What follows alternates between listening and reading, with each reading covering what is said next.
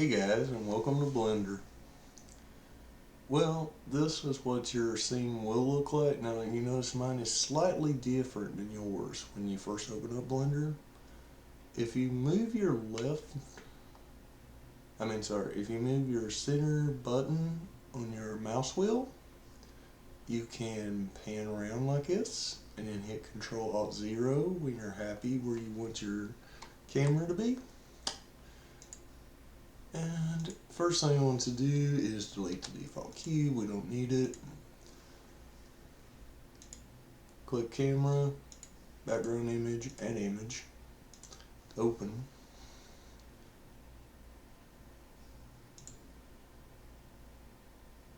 And I want to navigate, and we want without cam. And you see it's just me without a camera. And I'm going to check and see, sometimes Blender has something we can do here, but it don't always work. Display device, viewport, sure. Well, display, okay, so they've got rid of Filmic since last update and other things. Okay. So let's file import FBX, and I want to add in a Sadako choke, and you can see right away she's too big. Deselect everything, and you want to click on the armature only. And we want to grab X, and see what that does. It just moves it on the X-axis, and then we could rotate on Z,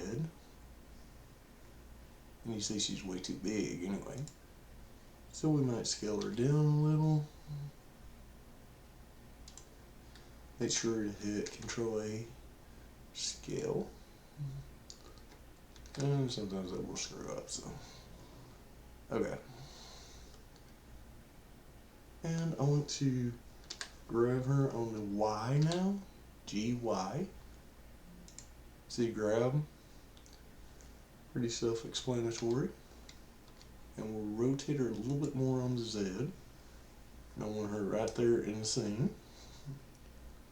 And now let's go add materials. Now she already has materials that I've done myself that came with her, but I'll show you what you do. If you click on this little circle, it'll show materials. And if you go into the shading editor, wherever you downloaded your materials to with your 3D model, you want to go Shift A, search, you want an image texture. Grab where it says color, connect to base color. Do that till it's fully done. And that's pretty much it for that part. Now I'm actually going to go Z rendered, and you see she's black as crud. Well, one thing, we want to put her in cycles, and I'm going to go ahead and do this before I forget. 23.98 FPS, and I'm going to play her animation.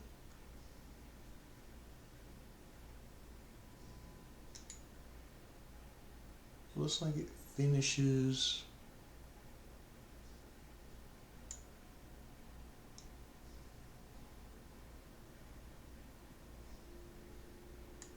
we'll just go to the 94 frame.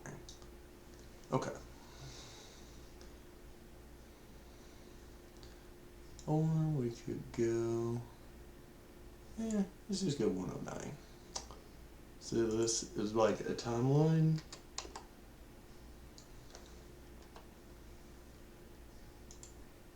And so you do that. You also just click it right here. It's up to you. And now she needs some real world lighting. So click where it says color, and we want to put in an environment color. Environment texture. And I have this HDRI I've downloaded from HDR Haven. That pretty well matches our scene. And we want to actually go down to where it says film, because we don't want this in our render. I mean, you can have it, it's up to you, but up to you. And then we're going to do something else. We're going to click this here as cursor, Shift A, mesh, plane. I'm going to actually go back here. I'm going to grab this on the X. I'm going to position it right under their girl. Grab on the Y. Scale on the Y.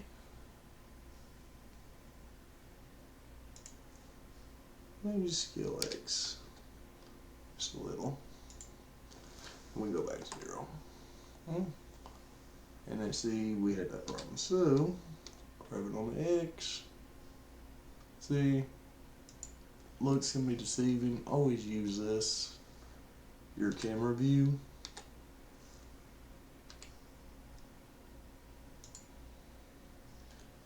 And you're going to say, well, it's just a white plane. What's it going to do? Well, if we click this where it says object properties and we go to visibility, we can enable a shadow catcher. I'm going to actually make this a little bit bigger. Scale X.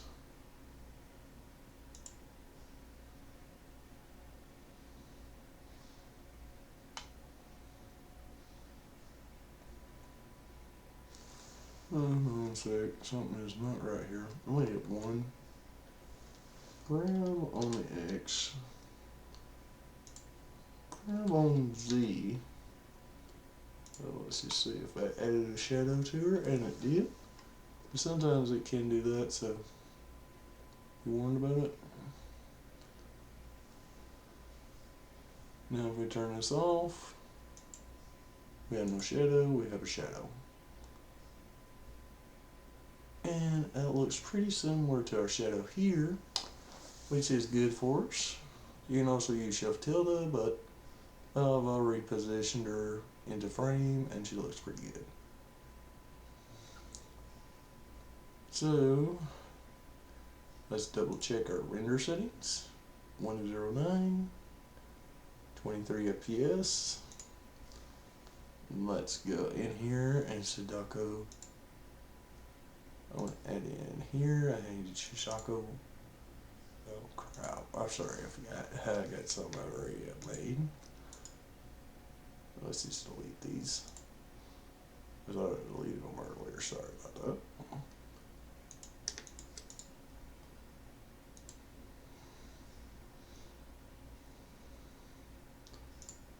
that. Okay, we go back in there.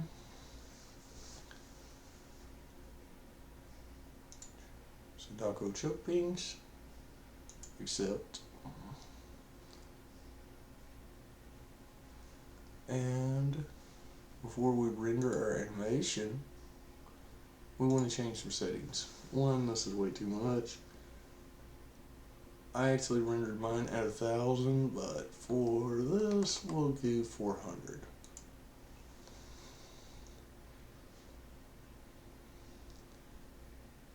And let's turn on motion blur.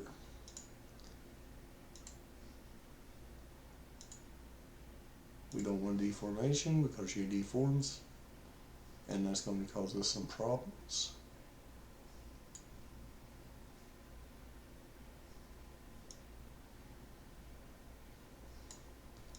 And you see, shadow kind of matches this, and that's what we want. You want to try to match the shadows best you can.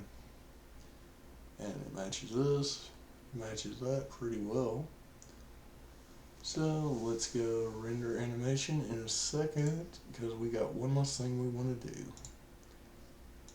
Let's put this to 0.5 on the denoise.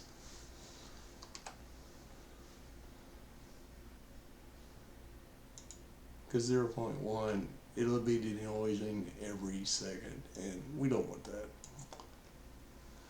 There, it'll be denoising like crazy. So there we go, and click render, render animation, and I'll see you in Natron when this concludes.